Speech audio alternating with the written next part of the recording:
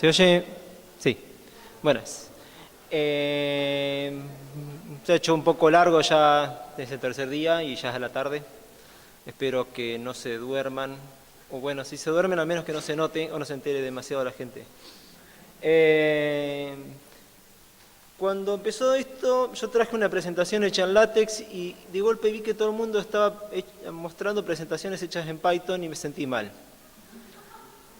Así que, como no podía volver a hacerla toda en Python porque no llegaba a terminarla, me puse a revolver un poquito por internet y encontré un script, que alguien hizo un script con Pygame para presentar diapositivas hechas en PDF. Así que, bueno, la presentación no la hice con Python, pero Python se encarga de mostrarla en la pantalla. Me siento un poquito mejor ahora. No tan bien, la próxima prometo que lo voy a hacer completamente en Python. Bueno, antes que nada voy... Uy, todavía no me aprendí bien. Esto... Bueno, ahí está. Antes que nada, una biografía. El dato más importante acá es que tengo 10 años. 10 años desde que empecé a usar Python. Además, otras cosas menos importantes, soy biólogo y además hice un doctorado en la UBA.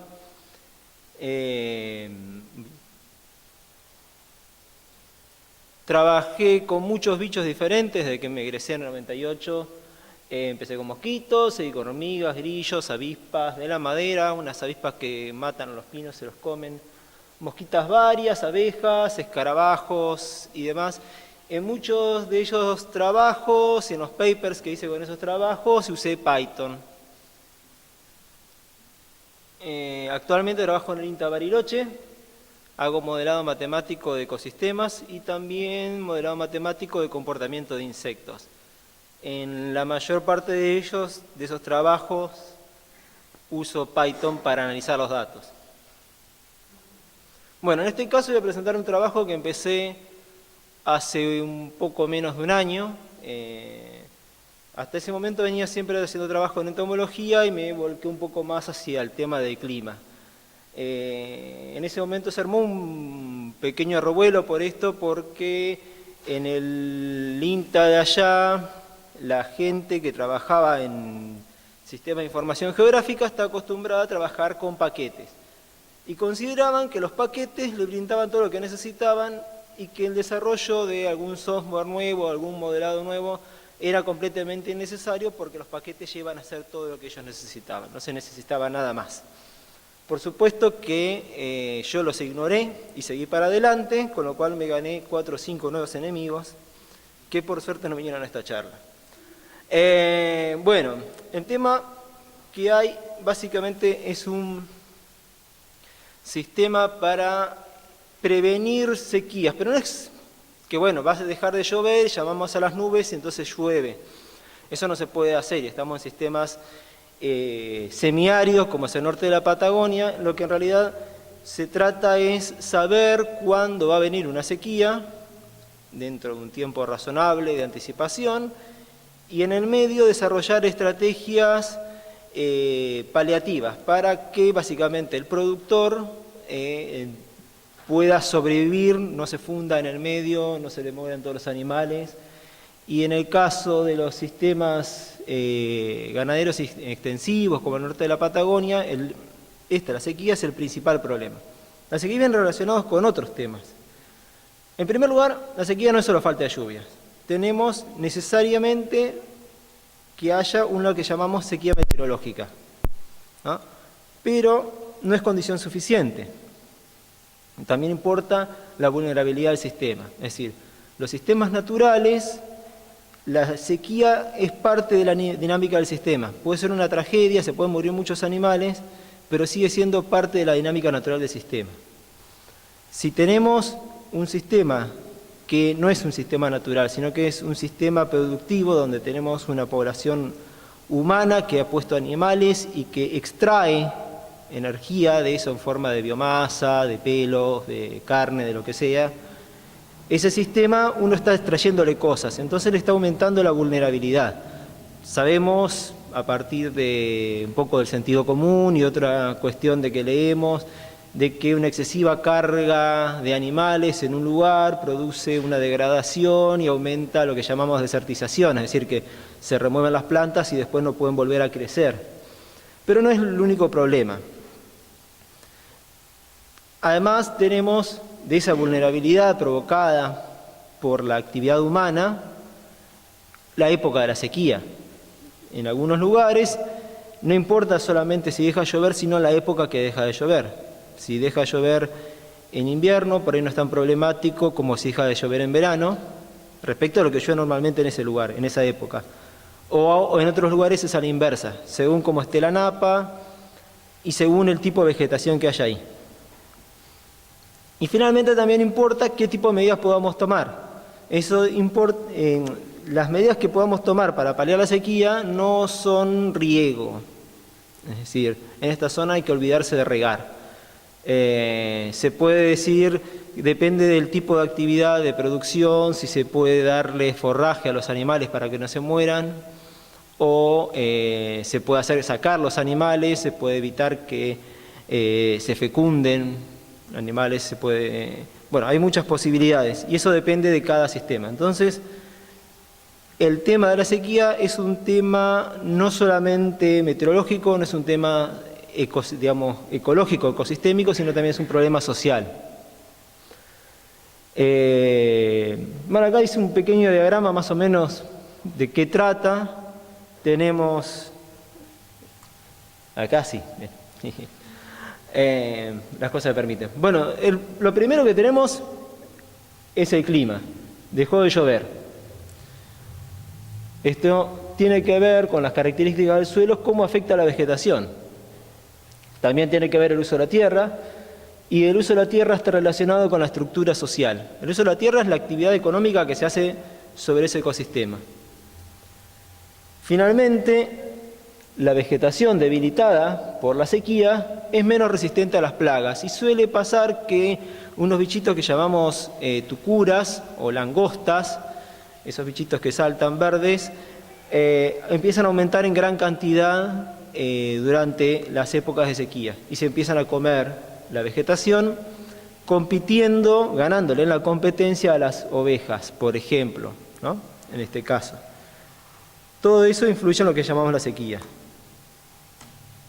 Lo que sería, empezaríamos con una sequía meteorológica, después tendríamos una sequía biológica y finalmente una sequía agropecuaria, que es el daño económico que empieza a haber por este problema, por toda esta combinación de factores.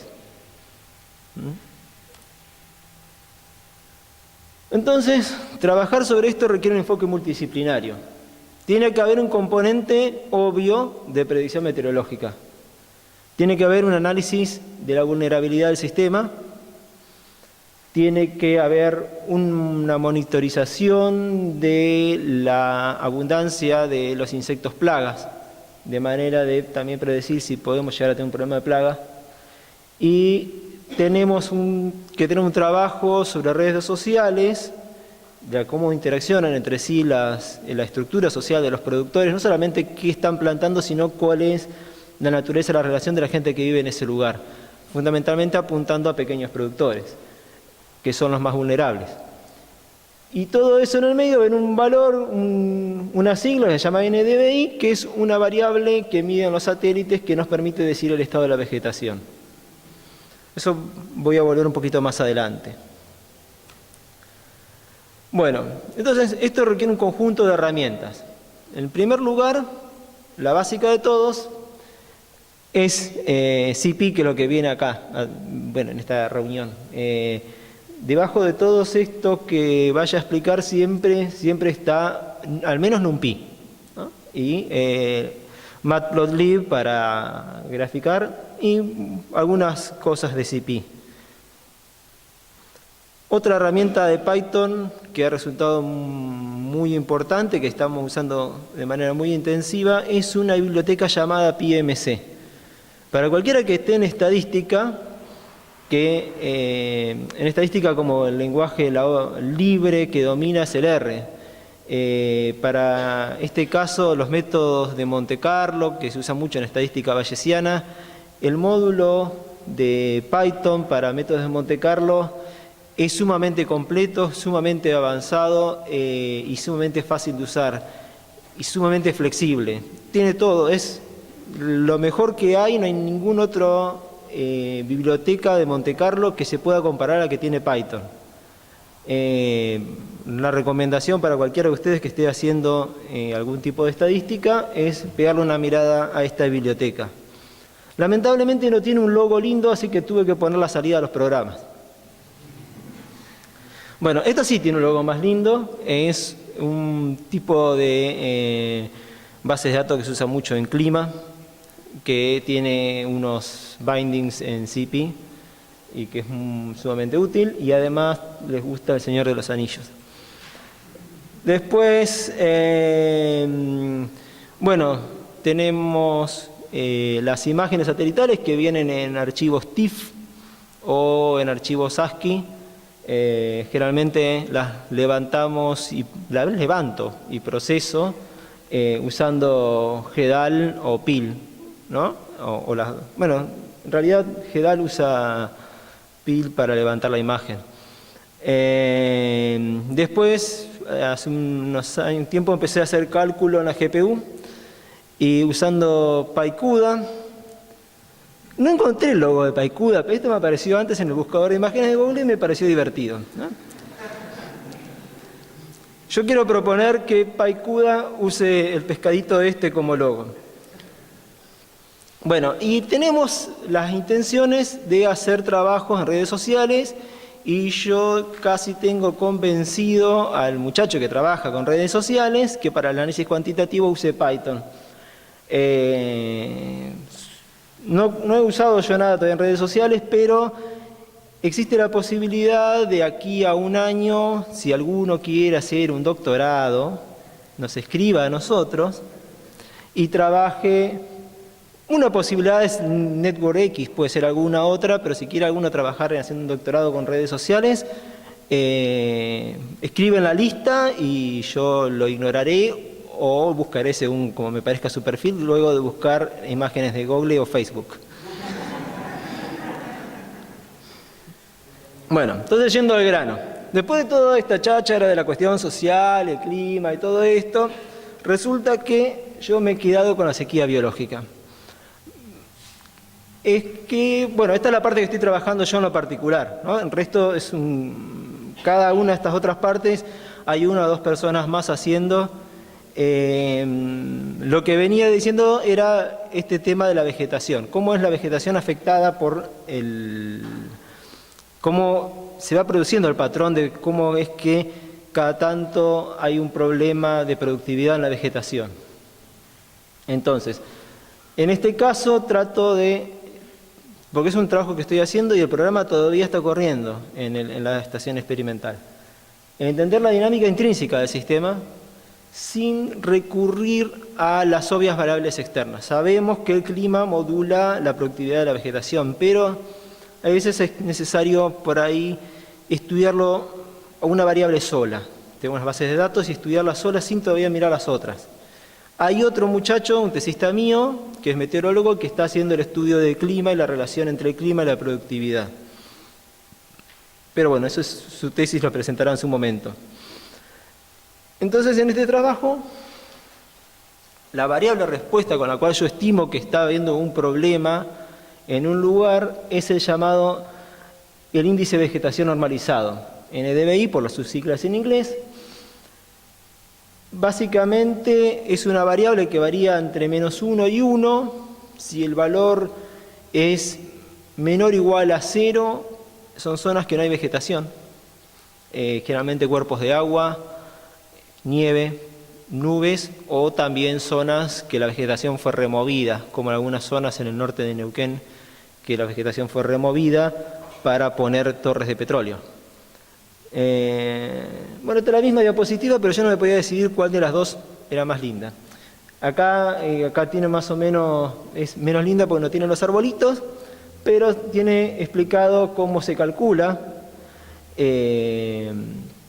Es una relación entre el rojo y el rojo lejano. Como ven, una hoja verde emite mucho más en infrarrojo que en rojo lejano, respecto de una hoja que está muerta o que tiene menos clorofila. Esta es una variable estándar, se usa en general para estimar cuánto es la productividad en todos los ecosistemas del mundo. Tiene algunos problemitas, pero es la más utilizada. Si, por ejemplo, un astrónomo quisiera apuntar a algún planeta en alguna estrella lejana y saber si hay clorofila, este sería el tipo de cosas que debería medir. Bueno, más allá de eso, tengo 198 series de imágenes, digamos 198 meses distintos de imágenes satélites del NOAA, que es una institución de Estados Unidos que se encarga de toda la parte del clima. Y el objetivo de esto sería clasificar los píxeles de estas imágenes. Cada píxel es no solamente un píxel centro, sino que es una serie de datos. Es decir, cada píxel tiene 198 datos. Cada dato corresponde a un mes. Básicamente, conceptualmente, yo robé la idea de los códex de MPG. La idea es encontrar los códex de MPG, por si alguno no lo sabe, lo que hacen es dividen la imagen en zonas y para cada zona hace una interpolación utilizando una función de cosenos para saber los valores intermedios, de tal manera que se guarda una imagen de cada 30 y el resto de las imágenes que vemos nosotros son interpolaciones, lo cual permite comprimir datos. Supongo que alguno está en compresión de datos y puede decirlo mejor que yo, pero aproximadamente es eso. Entonces la idea es agarrar la secuencia esta de imágenes, dividirla por zonas y encontrar una función, en este caso una transformada de Fourier, que permita un poco estimar lo que está pasando, pero también en ese mismo paso relacionar zonas que tienen la misma dinámica. Ya lo verán más adelante.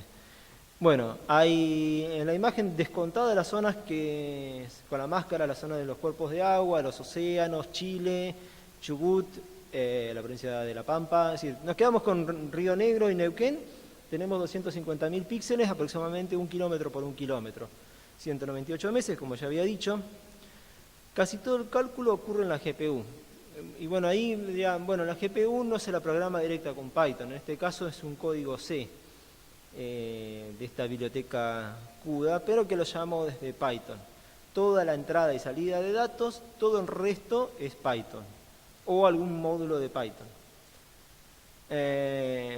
Bueno, lo que hago es, propongo una función periódica. Para el que no sabe bien, una función periódica tenemos 3 componentes, que es tendencia, que es cómo varía la media de la función a lo largo del tiempo, el componente periódico, que es una serie de senos y cosenos, es decir, puede ser una forma de la transformada de Fourier, y en ruido. Entonces genero aleatoriamente funciones periódicas, y esas funciones las voy probando contra los píxeles que componen la imagen. En lugar de hacer una transformada rápida de Fourier, como todas estas series tienen agujeros por las nubes, uso un método iterativo para acomodarlo y que además buscando reducir la información, reducir a lo más importante, a los componentes periódicos más importantes. De esa manera es que no uso la transformada rápida de Fourier, que sería lo más común, sino que uso este método a través de cadenas de Markov y Monte Carlo. Yo no estuve en todas las charlas que diste vos de inteligencia artificial. Claro. Básicamente las cadenas de Markov y Monte Carlo son un algoritmo de optimización estocástico que a la vez que va optimizando para calcular los parámetros de una función, también permite calcular la distribución estadística de los parámetros. En su forma pura es una caminata al azar por el espacio de parámetros, pero tiene otras formas híbridas con otros algoritmos de optimización que él estuvo describiendo. Básicamente es eso, pero no es machine learning exactamente. Tiene como eso, pero es más de optimización. Muy común en lo que llamamos la estadística bayesiana. Bueno, la generación de los parámetros de las funciones son como dos partes. Una de las funciones periódicas la genera Python en la CPU y otra parte en la placa de video. Cada píxel se va acomodando a esas variables. Bueno, hice este análisis, lo dividí el espectro en 5 bandas y 4 formas de onda, porque tenemos no todas la variación de la productividad en los ecosistemas, ya van a ver en la Patagonia, tiene una forma sinusoidal, sino que a veces funciona como un pulso, o a veces una onda más triangular, o a veces no pasa nada, no tiene una variación anual. Entonces propuse diferentes formas de onda, entonces quedó como un rompecabezas, donde cada píxel va tomando esas partes y va caminando, va tomando todas esas partes y va armándose su propia ondita, con todas estas piezas que están ahí dando vueltas. En el caso de la CPU, el algoritmo para la cadena de Markov en Monte Carlo es el llamado algoritmo de Gibbs. Después, si alguno tiene algún interés en esto, le cuento, si no, bueno, no pueden olvidarse de ese nombre. Bueno, lo que decía, cada píxel, entonces, aprovechando esta estructura de las GPUs que permite tener varias decenas de miles de hilos, en cada hilo, en paralelo, estos algoritmos, durante una serie de iteraciones, van acomodándose y van probando estos píxeles. En cada píxel, se ocurre una función y cada una va tomando estas partes y va construyendo su ondita, pero cada vez... A ver... Uy, vamos, ahí está. A medida que toma más partes, mejora su ajuste, porque ajuste entre el modelo y los datos, pero a su vez aumenta la complejidad del sistema que está ahí. Entonces, para que no se pase de complejidad hay una penalización. Si vos tenés más bandas, tenés una forma de onda más retorcida que se parece más a los datos, pero que hace más difícil de predecir. Para tener un balance entre estas dos cosas, hay una penalización por el número de parámetros. En este caso, la penalización, como son 250.000 píxeles, es automática, y la búsqueda de todas esas combinaciones también es automática, a través de un algoritmo llamado saltos reversibles, donde va probando diferentes modelos sin ninguna intervención humana. Para elegir entre estos diferentes osciladores o formas de onda, el píxel a su vez se clasifica a sí mismo utilizando, bueno, esta otra cosa que esta vez sí lo vi que vos pusiste, el clasificador ingenuo de Bayes, que es una forma bastante común de clasificar en caso de aprendizaje de máquina, ¿no? Bueno, una de las cosas de trabajar con CUDA y Python, y cuál es la ventaja de usar CUDA y Python, dado que CUDA de todas maneras es C++, y Python es Python, qué ventajas tiene de hacer esto, es que me di cuenta cuando estaba haciendo en algunas versiones un poco más avanzadas que CUDA no permite asignación automática de memoria. Es decir, cuando vos arranca el programa, vos querés hacer manejo dinámico de memoria, tenés que usar malloc. Y a mí no me gusta malloc, le tengo terror a malloc, porque he tenido muchos problemas con las máquinas que no las he podido tocar después por equivocarme con malloc y el free, y olvidarme el free. Nadie se olvidó nunca el free, pero yo sí. Bueno, acá la asignación de memoria no la puedes hacer automática. Entonces significa que tenés que cambiar el código cada vez que cambiaste los datos, para no pasarte con la memoria, porque estoy medio en el borde de lo que puede usar la GPU. Pero descubrí que si uno, como es compilación just in time, es decir, puse un archivo de texto con el código en C++, que Python primero lo lee, después lo modifica. Esto no lo podés hacer trabajando en CUDA con C o C++.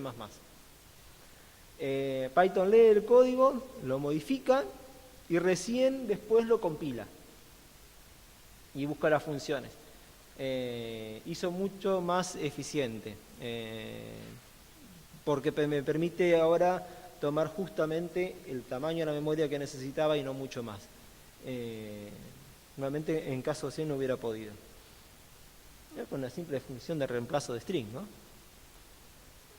Bueno, resultaditos. Esto el viernes pasado, no, el lunes, lo saqué del servidor donde estaban corriendo, los bajé y me los traje para acá. Esto es un espectro de potencia bayesiano. ¿Alguno conoce lo que es un espectro de potencia? Sí, más o menos. Esa es la transformada de Fourier y dentro... me olvidé el eje X. Bueno, ya les explico. De este lado de acá, esta es la frecuencia anual de una oscilación, de una onda. 2 veces al año, 3 veces al año, 4, 5, 6, 7, 8, hasta 9 veces al año. En realidad, este debería ser el límite, está un poquito más acá, pero este es el límite de la llamada frecuencia de Nyquist. Más allá de esto, la resolución del estudio no permite más de 6 veces al año porque son datos mensuales, no más que 2 por mes. Pero pasa que los meses no son todos iguales, así que no es un muestreo exactamente igual. Por eso lo escribí un poquito más acá. Pero esto no debería tener sentido. Y acá, en la longitud de onda, en lugar de ser la frecuencia, en la longitud de onda hay cantidad de años. Entonces, hay zonas en el espectro, como hay picos que tienen una longitud, digamos, una frecuencia entre 5 y 3 veces al año, que lo diría un poquito alrededor de 3 meses. Después 3 veces al año, que son unos 4 meses. Después hay otro bastante fuerte en este sector, que sería una onda de 6 meses. Después hay una onda de 2 años de largo. Y después, aquí con bastante variable, pero muy importante, una onda que tiene más de 6 años dentro de las oscilaciones de productividad de la Patagonia. Y arriba de todo, por definición, la onda anual vale 1. Todas las demás ondas están referenciadas en relación al valor de la onda anual. Entonces, tenía las distintas formas de onda y cada píxel podía elegir esas partes para ver con cuál se quedaba. Lo primero que obtuve, entonces, bueno, voy a mostrar unos resultaditos de esto. Esto lo que permite son mantener zonas que las que sabemos que la predicción de eventos de posibles sequías pueden ser válidas para todas ellas. Esta solidificación nunca se había hecho antes.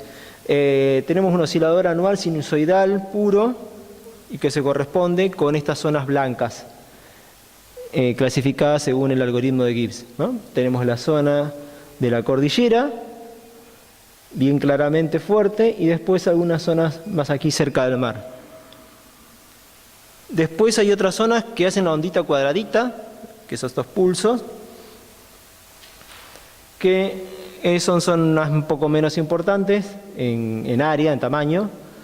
Básicamente es el Alto Valle y algunas zonas un poquito al norte del Alto Valle y en el Valle Inferior en Río Negro. Después hay otras zonas que tienen esta forma triangular, que es bastante variable. En esta parte es una onda de ejemplo, en realidad no es lo que corresponde a todas. Una oscilación anual triangular vendría a ser la zona del que se llama el ecotono. Son zonas donde el bosque va dando lugar a la estepa patagónica. Zonas de vegetación mezclada. Y bueno, la parte inferior del valle de Río Negro, la zona cercana a Viedma, Después tenemos algunos ciclos más complejos. En este caso hay una mezcla de varios patrones que da una onda también triangular, pero si bien que hay una forma ligeramente distinta, esta se corresponde a la zona, a esta zona del Río Negro. Es bastante peculiar, ¿no? Me han dicho que tiene algo que ver con el suelo. Lo que decía, el suelo tiene mucho que ver con cómo la vegetación responde ante el clima, ¿no? Ante el cambio de clima. Después, bueno, hay zonas donde no hay un ciclo anual, sino que hay otro tipo de cosas,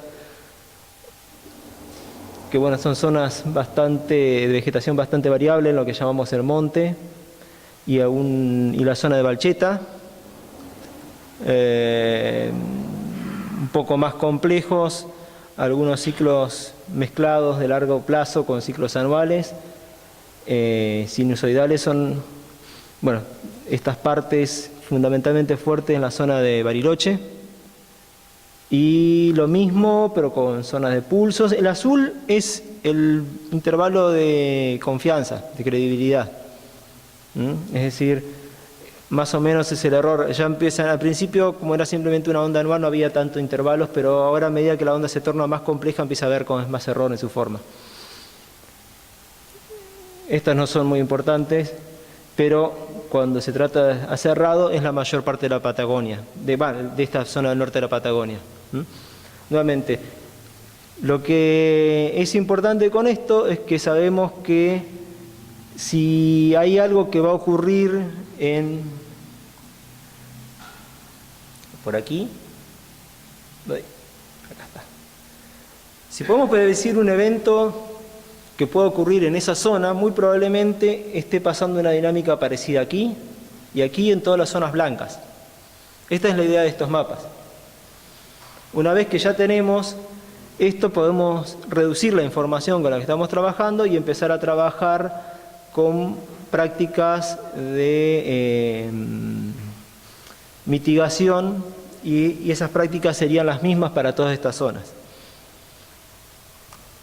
Bueno, después siguen habiendo otras ondas y otras zonas que van respondiendo de manera más o menos parecida, y bueno, esto lo estamos haciendo gracias a Python, utilizando Python como principal herramienta. Y el paso siguiente ahora es, bueno, trabajar, intensificar un poco más la relación entre esto y entonces, hasta ahora sigamos hasta esta altura. En el futuro tenemos que trabajar de la manera integral la información social con esta información, y nuevamente, como dije, hay posibilidades a partir del año que viene, si alguien quiere tener una beca CONICET. Sí. Se busca gente, redes sociales, dinámica espaciotemporales, con o sin clima.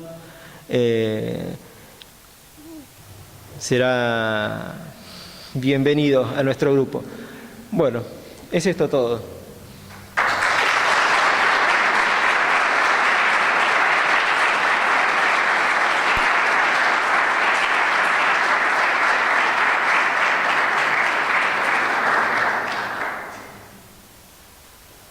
Sí. Dime. ¿Qué tanto relevaste con lograr estandarizar qué píxel de cada píxel de cada imagen sea el mismo píxel de todas las imágenes en la misma posición? Ese es uno de los grandes problemas, porque no todas las imágenes vienen con la misma resolución. En este caso, como es un trabajo bastante exploratorio, y en el primero fue medio en bruto. Agarré reduje la resolución a la imagen más chica, número de píxeles, y los acomodé en esa grilla. En el futuro, en la próxima versión, es decir, cuando ya estemos escribiendo el paper de esto, la idea es trabajar o independizarse del píxel, de la posición de que el píxel tenga que estar en el mismo lugar. Como las transformadas de Fourier son fáciles de integrar, el valor del píxel se puede decir que es el promedio de los valores de toda esa zona que el píxel cubre. Entonces, si uno integra el valor estimado para esa zona, tiene una estimación de lo que puede valer con el píxel. Y de esa manera se puede evitar eso. Pero bueno, hace un año no lo sabía exactamente hasta que no me puse a trabajar con esto. Pero sí, es eso.